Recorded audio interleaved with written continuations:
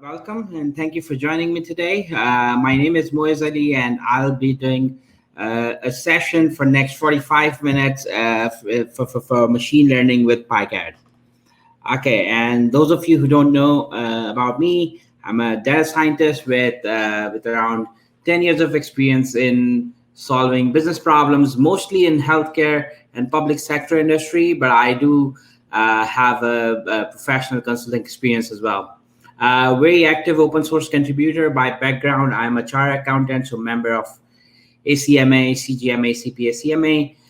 But you can tell I'm obviously not accounting these days. And I've traveled a lot for work. In the last 4 years, I have lived in 4 different continents, 4 different countries, and different roles. And these days, based in Toronto. Here are some of my social media profile. I'm most active on LinkedIn and Twitter. If you'd like to follow, you're more than welcome. Okay, some important links. Here you have link of PyCaret, documentation, GitHub, LinkedIn, YouTube. But the most important link here is the one that is highlighted in yellow.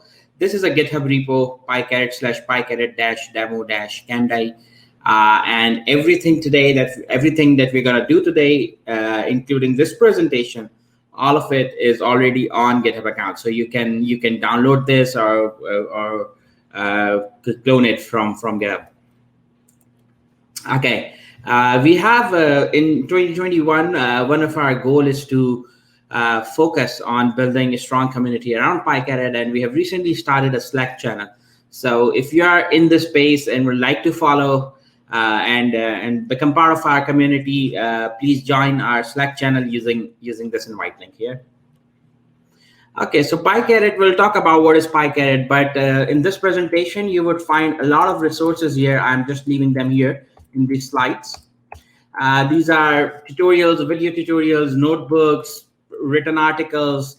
They're all about PyCaret. So because we can't talk about everything today for PyCaret, but these resources would help you should you choose to learn more about it. With that being said, let's get it started. Okay, so this is a typical high-level workflow for a machine learning or a deep learning.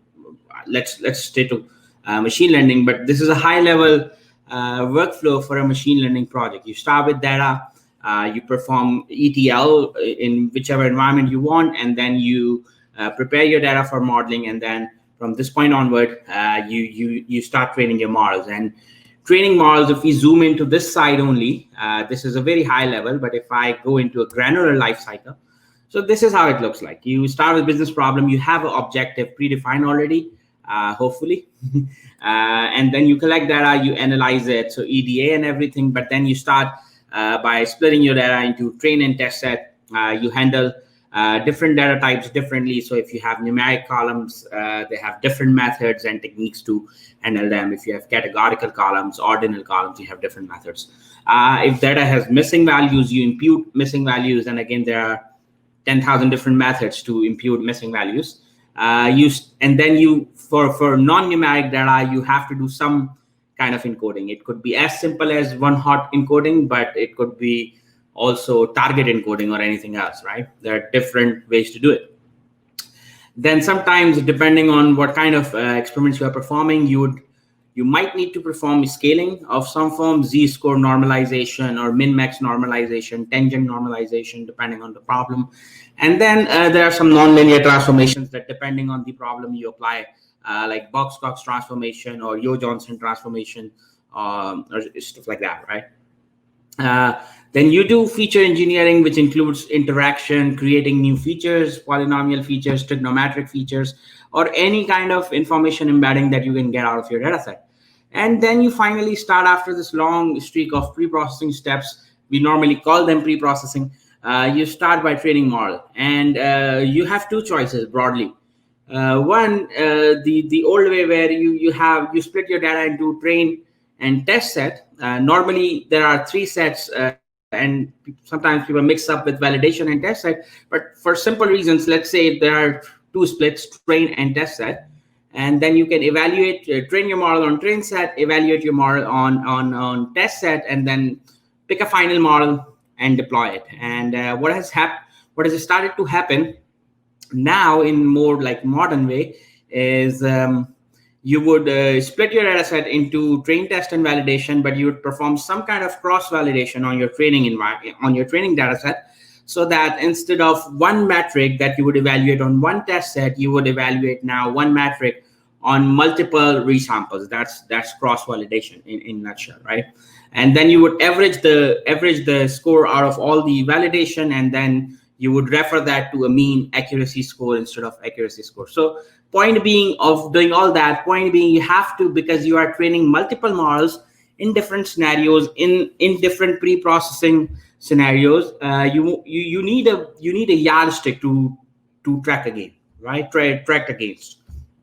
And for that comparison purpose, what you do is you train multiple models using cross validation, and you track their performance, and then you keep improving those models using hyperparameter tuning or ensemble techniques or anything else.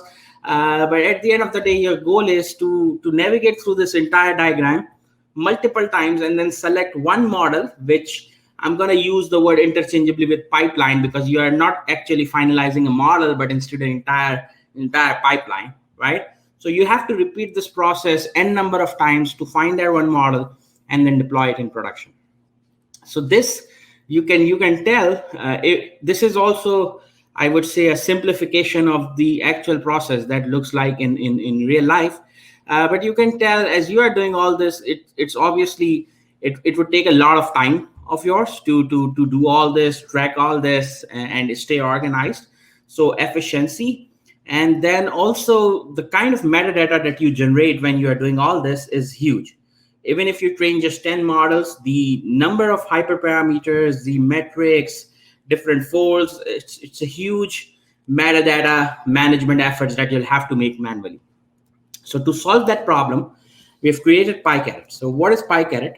PyCaret is an open source low-code machine learning library in Python that is used for end-to-end model management and workflow building.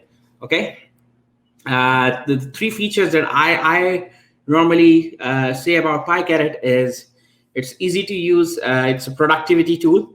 Whether you're a citizen data scientist or data scientist who want to improve his or her productivity during his or her day job, PyCaret is very well suited for that. Okay, it can help you with data preparation, model training, hyperparameter tuning, analysis, model selection, experiment logging. I think it is better seen than talk. So let's move into the demo part. Okay, so in this demo, I'm gonna open a new Jupyter notebook and start coding right in front of you, so you can connect dots. But essentially, we are gonna do this. We'll pick a use case, a regression use case. In PyCaret, you can actually do classification, regression, clustering, anomaly detection, NLP association mining. In the demo that I'm going to show, we'll do regression, okay? And regression is when you predict continuous values. So in this demo, we'll train models, we'll tune some candidate models, we'll analyze them, and we'll deploy it. And you'll see how quickly you can get from training to deployment using PyCaret. Okay. With that, let me just open a new Jupyter notebook. So let me first show you this GitHub repo. So in PyCaret, there are many repos. You have to search for.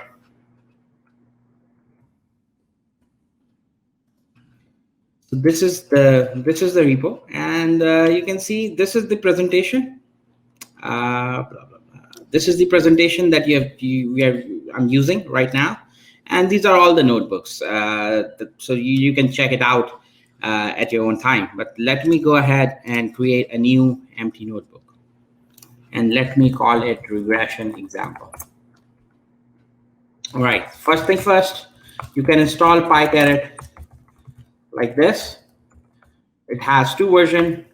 This is the, by default, if you just do PyCaret, you get a slim version. This is for full version, which has more than optional, like it has optional dependencies as well. Anyways, I'm not going to do that. I already have PyCaret installed, so I'll check it from pycaret.utils, import version. I'm using 2.2.3. Okay. All right. So just like with any other library, PyCaret also has a couple of data sets in the repo to test on. And the data set that we are going to use today is insurance. And what this data set is about, each row, so let me just quickly show you. Oops. It has 1,338 records and 7 columns, out of which 1 column is the target variable. So basically 6 columns and plus 1 target, okay? And each row is a patient. It's a unique patient. And this data set is basically being used to predict the charges that patient would incur in admission in a hospital, okay? And these 6 factors is collected by an insurance company. And the reason they want to do it based on these attributes, and obviously in real life you would have more than 6 attributes, but the reason an insurance company would want to predict that is so that they can manage their cash flow disbursement process, okay? So the problem is simple. We have 1,338 patients, right, recorded during any time period, and based on the 6 personal or health attributes, I would say, because there is BMI in it, we have to predict the charges. Okay. So using PyCaret, the first thing you should know is we are using regression module. So I would import from PyCaret.regression. Now, unlike in other libraries, you would import individual classes. With PyCaret, it works a little bit different. Is you import everything basically from regression module and then initiate a setup. And the way you initiate a setup is by calling the setup function, which you get when you import setup. So this is basically same thing if you want to do this, but then for every function you have to call it separately. So that's why I'm importing everything and then calling setup. And setup takes two mandatory arguments. One is data frame itself, which is this pandas data frame. It doesn't matter how you get it. I have got it from GitHub repo. It could be a CSV file, it could be a SQL driver, it could be anything. It doesn't matter. As long as it's pandas data frame, it would work with PyCaret. And the second mandatory argument is this target column, which you have to just pass the name of target column. As soon as you would run this, let's give it a minute there.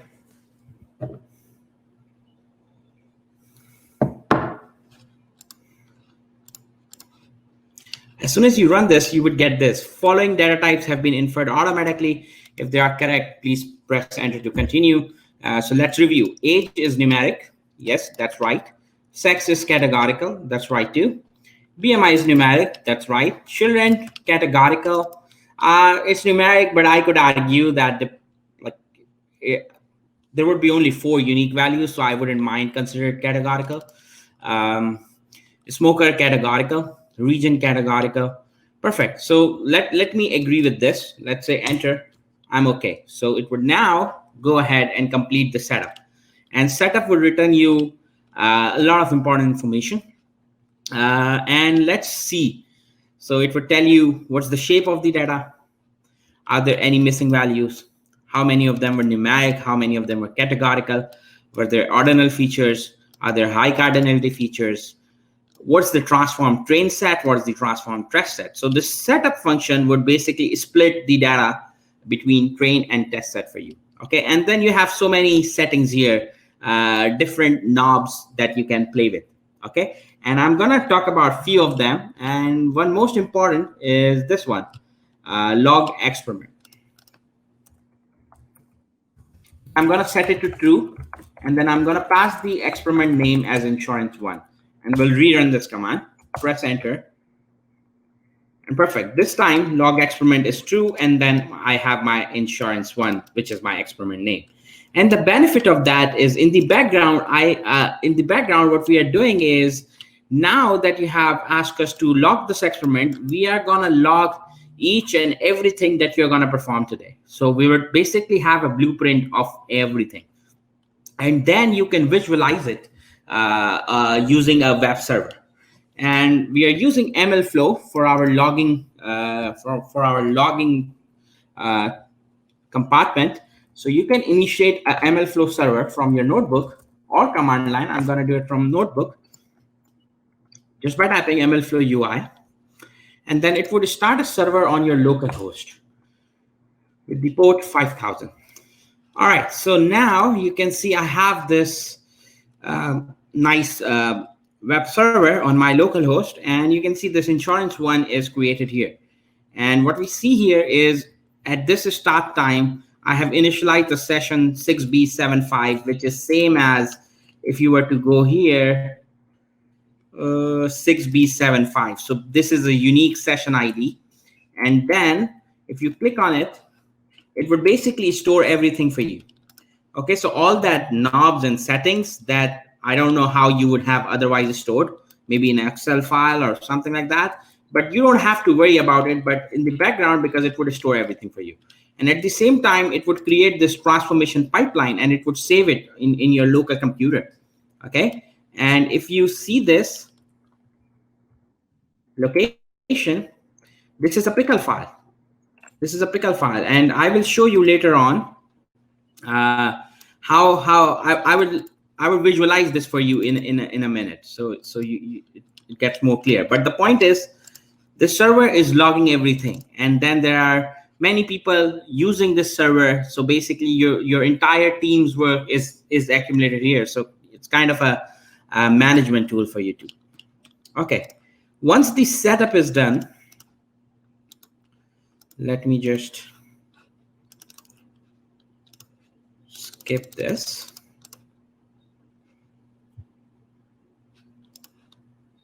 Okay, computer is frozen, so I'm going to restart, kill the kernel,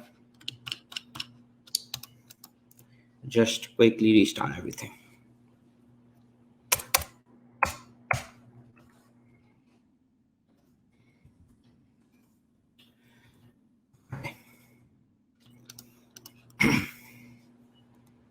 Give it a second there. All right. So now the one very important function, because this setup function has done so many things in the background. One thing we know most important is it has split the data set into train and test, right? And if you have to check all those settings in the background, there's a function called getConfig. And if you see the documentation of getConfig, it would tell you what variables you can access using this function. So for example, if you want to see xtrain after running setup, you can just access your xtrain like this. If you want to access xtest, you access it like this. And what else can you access? You would see that in documentation. Okay. Similarly, the metrics that we are going to evaluate by default, you can access them using get metrics, right? So all these metrics for regression. Similarly, you can use add metric and remove metric to kind of customize it as you want. Okay. And then the most important function that you will find yourself use again and again is create model. And what this function does is it trains the model. So if I do this, create model LR, so it would give you this nice runtime, which will say fitting 10 folds, because by default we are using 10-fold cross-validation. And estimator name is linear regression. And how do I know that? If you check the documentation of this, all the estimators that are available to you, they're here. So they are basically all the estimators from scikit-learn plus catboost plus lightgbm plus xgboost, and we keep adding to this model library. Okay, so what it presents to you here is basically 10-fold cross-validation results for linear regression on the training set. And all these are metrics: MAE, mean absolute error, mean square error, R square, and the last two rows are mean and standard deviation. So by default, remember, it's trained on 10-fold, this parameter. But if you would like to train it on 3-fold, you can just pass fold is equal to 3, and now these are 3-fold. Instead of linear regression, if you want to train decision tree, you can just pass DT. If you want to do XGBoost, you can just say create model XGBoost fold 2. And there you go. You have your XGBoost here, right? And what is happening in the background is if I refresh this,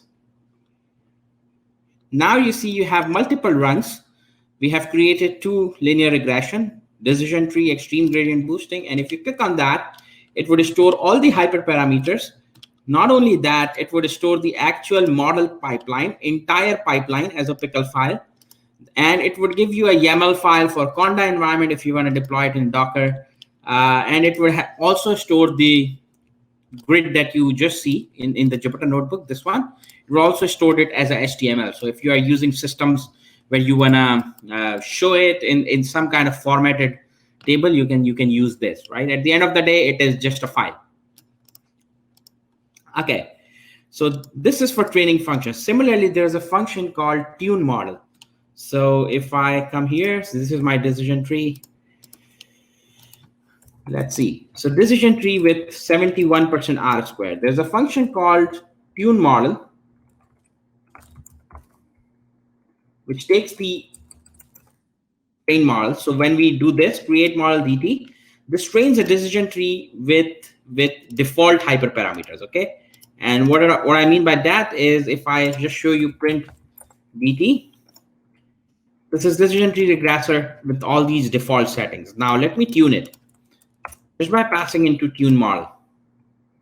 And one thing that you see here, 71% R square jumped up to 85%. And now if I show you print tune DT, you can see that now the parameters are different. Max depth here is 5 compared to none here, okay?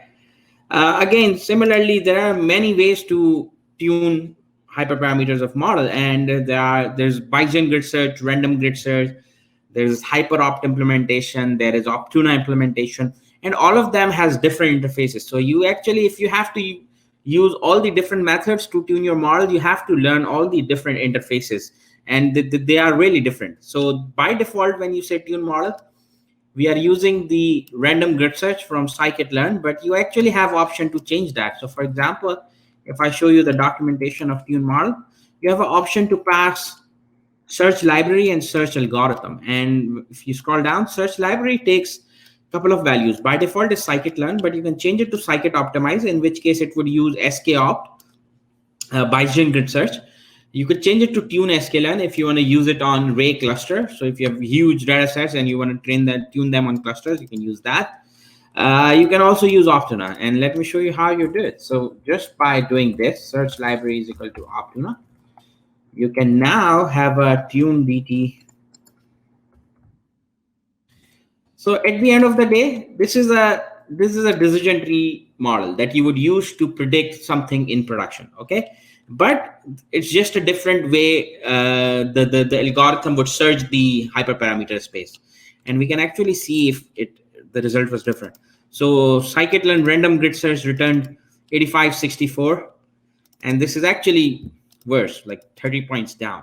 Anyways, similarly, if you want to do it using scikit-optimize, you can just pass it like this, okay? All right. So now we have talked about create and tune. There's another function which you would use to analyze your model. So this tune DT Optuna, if you pass this into plot model, you can generate the diagnostic plots for these models, right?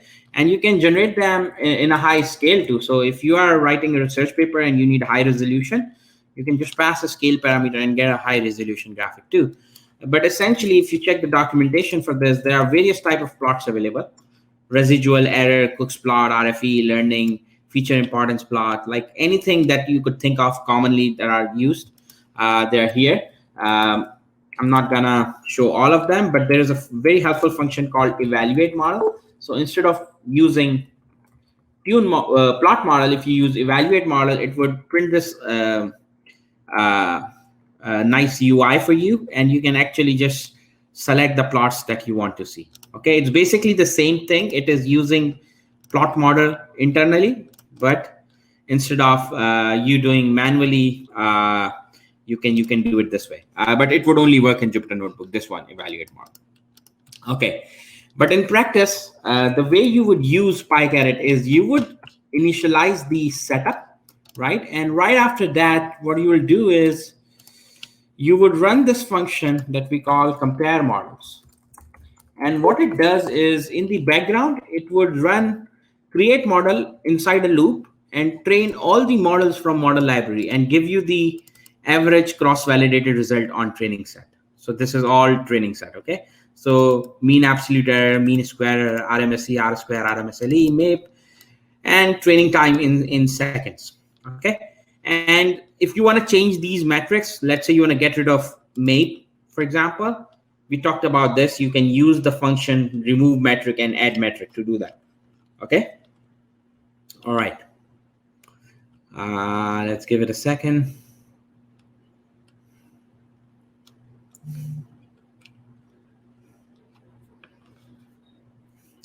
Okay, so it would train all the models in model library. And obviously, if you check the documentation of compare models, there are so many options. You can limit to certain models. You can exclude certain type of models. There are a bunch of options. The point being, you read through it, and I think it's explained very simply in plain English language for anybody. Okay. So this would return you, this would train all the model, and this would return you in the variable, you would find a model which is the best model. So in this case, gradient boosting regressor. So if I just show you print best, this is gradient boosting regressor, right? And now you can basically save the models, right? Before you can use this model to predict on the new data set, or in fact, we haven't done the prediction on the holdout data set. Remember, when we set up, the split was between train and test set. Everything we see here is the cross-validated result of train set, which is 936 patients.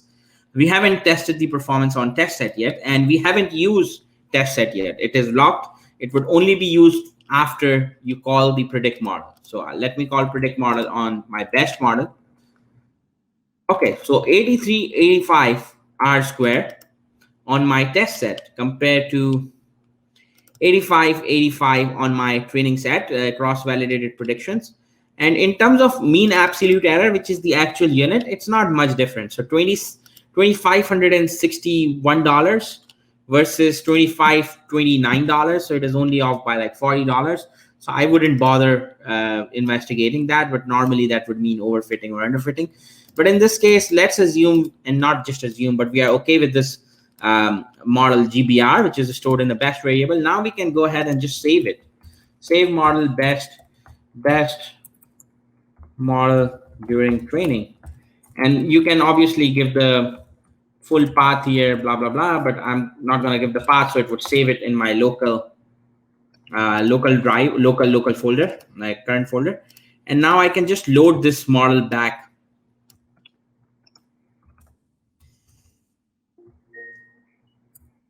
This is a reminder, 15 minutes remaining. I can load this model back to my environment. This is a reminder, 15 minutes remaining. Okay. And just to show you, this is not just a model. This is the entire pipeline. And to better show you that, if I do this,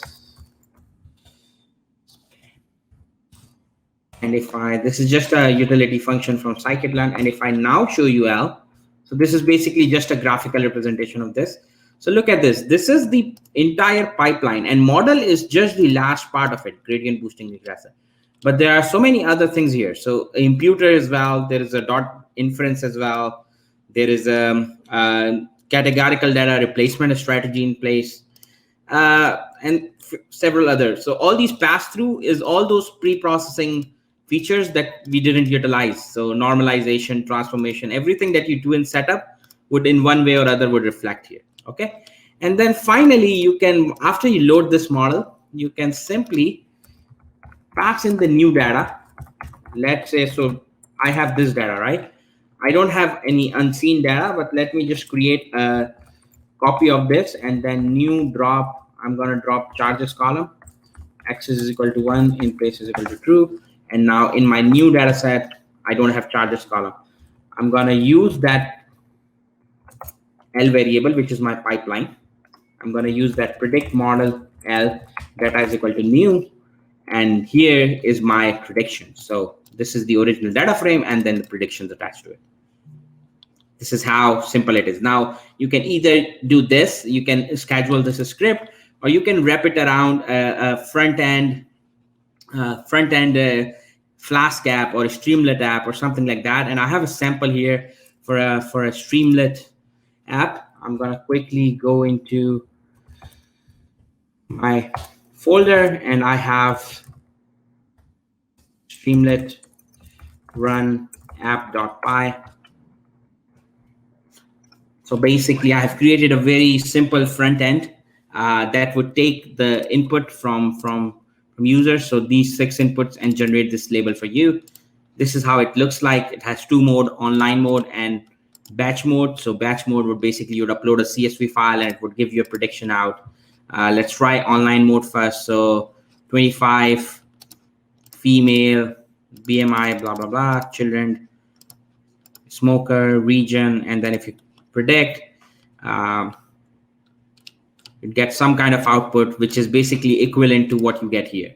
So if I pass this exact information, I'll get this exact number, right? And then if you have a batch mode, let me just upload this insurance unseen file. It would basically do the same thing. It would generate the prediction, and you can see the results are pretty close, because obviously this is not the same data set. This is the hidden portion of the data set. Anyways, the point being that in order to achieve all this, if I show you the file upload code, it is this. Okay, so basically, if I get rid of all this, this is your code. Basically, in this 25 lines, you have a entire trained pipeline, tuned pipeline with ML flow server that kind of logs everything that goes into production. And then you have this app that generates the prediction. All right, with that said, so we have talked about train, tuned, analyze, and deploy. And just one last part of deployment is whatever I have done so far, I've saved the model and everything locally, but there's a function in PyCaret called deploy model. And you can use this function to actually save the model on cloud. And at the moment, we are providing support for AWS, Azure, and GCP, all of them actually. And let me show you how simple is that. So let me just create a decision tree model. DT fold is equal to 2. And then let me deploy this DT model. Let us name this model Tuesday. And then platform is equal to AWS. Authentication is equal to bucket. So PyCaret test is the name of my S3 bucket. And if I run this, model successfully deployed on AWS S3. And if I quickly show you my AWS S3 portal, under my S3 bucket, I would have this pipeline deployed somewhere here. PyCaret test. This is the model object, model Tuesday. So now your colleague, instead of loading the model from local file, would basically load the model from AWS, and it would just work like it would work on your computer. So nothing's different there. And let me AWS _ model. Oops. Yep, no pickle. Just have to give the name, not the extension. And then if I just show you AWS model, this is same pipeline. It's just that instead of using your local computer, now you have imported it from AWS S3. Okay, so let's take this question from Natalia. How is PyCaret regression library different from scikit-learn? It is actually not different. PyCaret is a wrapper around several libraries. So if you use PyCaret, you get access to scikit-learn plus XGBoost plus LightGBM, CatBoost, and all the other estimators as we are combining with time. So it's similar to, it's like using a wrapper that connects different libraries. So, but the underhood models, they are from scikit-learn. The next one was from Eric. He said, how well does PyCaret perform for big data with millions of entries and many features? Yeah, very good question. So we haven't talked about that, but in PyCaret, you can actually use CPU as well as GPU. So you can use PyCaret on GPU by simply passing a GPU parameter in the setup. And if you do that, it would train on GPU, which is much faster than training on CPU. The only caveat being, if your data is big enough that it doesn't fit in the memory, then basically you scikit-learn, XGBoost, LightGB, and PyCaret.